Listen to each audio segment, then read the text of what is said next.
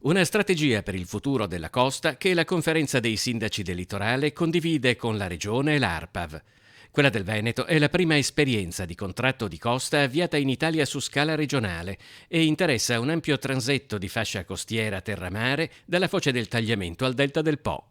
Affronteremo il tema della sostenibilità delle nostre coste a 360 gradi in tutti i settori, coinvolgendo tutti gli attori, dall'agricoltura alla pesca, al turismo, ai servizi, al commercio. Quindi sarà un percorso importante che parte dal basso, dalle nostre comunità, per arrivare a trovare nella conferenza dei sindaci, nel contratto di costa, un elemento di condivisione importante. Quello di Venezia è stato il tavolo zero di un processo di più ampio respiro che si inserisce nell'ambito delle attività di ascolto del territorio previste dall'iter di processo del contratto di costa veneta, che ha come soggetto attuatore la Conferenza dei Sindaci del Litorale.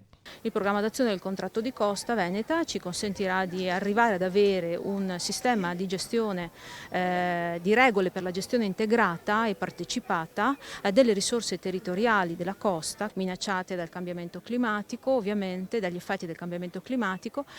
Questo sistema di regole sarà condiviso da tutti e metterà tutti nella condizione di poter fare, il pubblico e il privato, azioni sostenibili per lo sviluppo della costa.